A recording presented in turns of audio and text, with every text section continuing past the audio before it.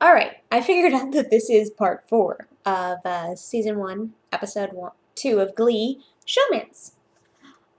As I was saying, Figgins is cutting Sue's budget to do this. I haven't had much meta thoughts on this episode, I don't know why. And, this isn't my favorite episode. Like, at all. So, let's see. Sue's about to rage out of Figgins' office. I don't think she actually yelled, but let's see. Ready, aim, fire. Mr. Schuster, I'm so sorry. You understand what you did today? You lied to me, and you ruined our chances. No parent in their right mind is going to let their kid join Glee now. Oh, and here's a list of the songs that we're allowed to sing. What's the left balloon? Look, I know how much you care about Glee Club, and I understand why you did what you did. But I don't like the way you did it. Don't tell her you understand those things. Just tell her, no, bad, Rachel, bad. You disrespected a teacher, bad.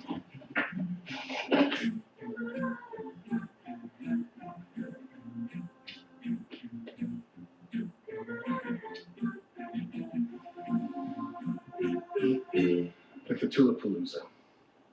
It's a tulip festival down at Columbus Convention Center. It's supposed to smell pretty nice. That's really sweet of you, Kim, but I have asthma.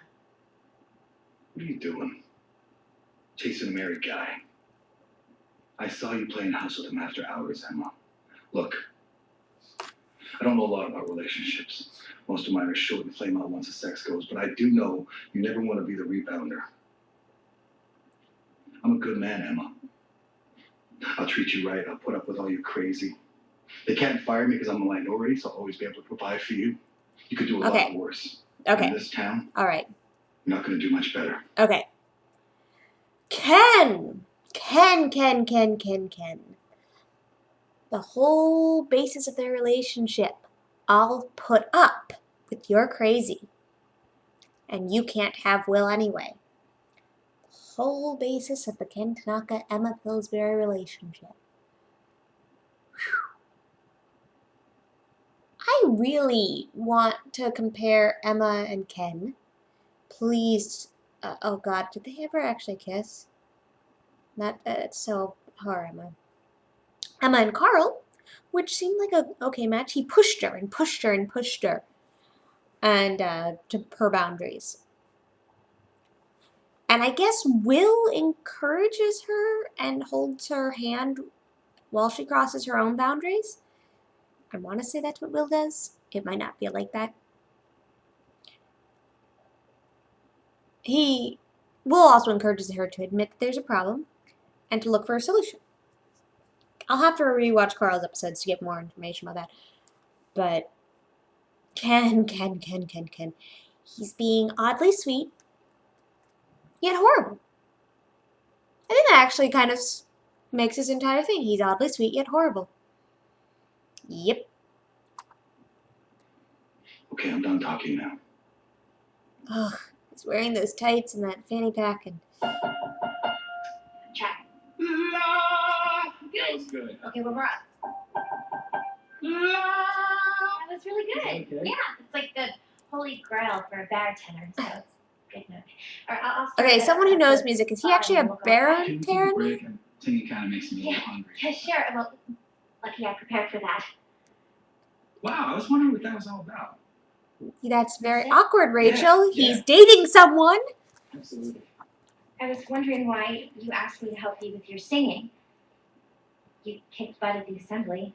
Well, this is my only chance to be, good like you. You think I'm good? Rachel, Well, when I first joined, I thought you were kind of insane. I mean, you talked a lot more than you should. And you talk a lot more than you should. Made sure that you weren't hanging out under there. You talk a lot more than you should. This is Finn's first impression of Rachel. And sadly, I think it's a very interesting character trait of hers. She does talk a lot more than she should. Not in a woman way. In a I'm better than you way. And I'm going to tell you that I'm better than you. And this is going to cause many problems between us. That's one thing about Rachel that irritates me. Is she talks a lot more than she should. You know those internalized thoughts that you have of, oh, think you're an idiot and all that. But you never say them out loud because if you say them out loud, then that causes problems. Rachel, unfortunately, doesn't have that filter. Which is part of her, I think it's because of her ego. She doesn't have that filter. And that's one of the reasons I have a problem with Rachel occasionally when she does that. And it annoys me because it's disrespectful. But Finn saying it is different.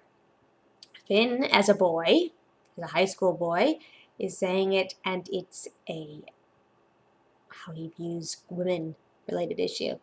So, anyone have thoughts about that? About Finn saying Rachel talks too much over the opinion that Rachel does tend to talk when she shouldn't? And say things she shouldn't to people she shouldn't? Which leads to her doing things she shouldn't. But Finn saying it, youch. This is the episode for guys saying things to the girls where you're just like, oh, ah, back up, reverse.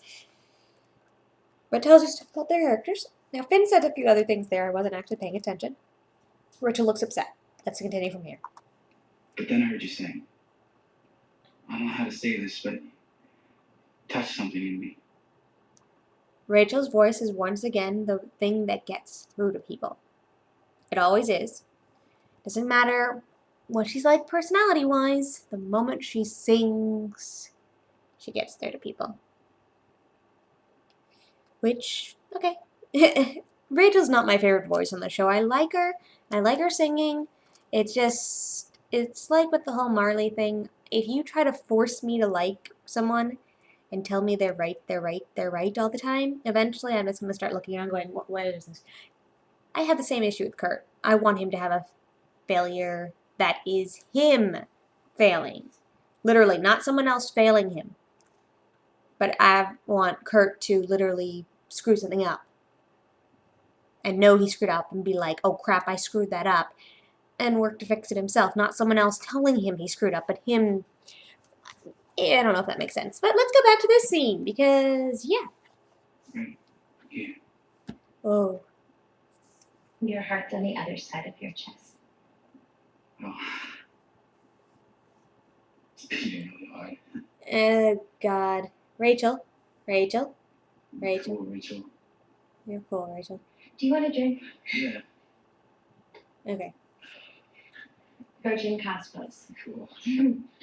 That stuff you said at the Celibacy Club, that was really cool. Thanks. This is just very awkward. Cheers. Cheers. Cups are like the airplane cups. Oh, you got a little Cosmo, right? Oh, God. I'm going to... Finn, stand up and You walk can in. kiss me if you want to. Rachel! Shut up. I want to. No, you don't! It's cheating! It's cheating! This whole show and the cheating and it's... Why are you lying down to kiss? I'm glad you're kind of lying sideways over her. Why is your knee up, Rachel? Put your knee down. Oh. They immediately go for lip sucking. Oh, Finn. Already? Dear Jesus. Did I do something wrong? No, I just gotta go. Look, please don't tell anybody about this. Okay? Shameful, Rachel, you're shameful. See? He's reinforcing the idea that your sexuality is shameful. Which... Okay. I don't want my baby to grow an extra arm just because I live in squalor and I'm so stressed. So, Alright. So, Rachel of this episode is going, sex is what everyone wants. Sex is what everyone needs. And then Finn does this. And I think part of Rachel was her education. Now, sexual situations being Rachel, I don't think Rachel had actually had any sexual encounters before, when kisses. So, her later reluctance to have sex could be in part that literally she wasn't ready, but she wanted to feel ready. And two, her rejection by Finn right there and say, don't tell anyone about this, makes shame. So there's that thought for the day about Rachel and Finn and how cheating sucks on this show. Dear God! The show is based on cheating. This isn't Glee. It should be called Cheaters. Someone gonna stab the host next? If you don't know what cheaters is, look it up. It's ridiculous. But I'm going to stop this part here and go to part 5. We're at part 5 now. I don't know if any of you are enjoying this. Please tell me, comment, anything. You can say anything. Or if you want me to comment on different things or different characters or anything, comment, please. Please. Would you like some pizza? This is actually my keyboard. The pizza's over there. But you can't have any because I'm on the computer. See you at part 5. I'm sorry.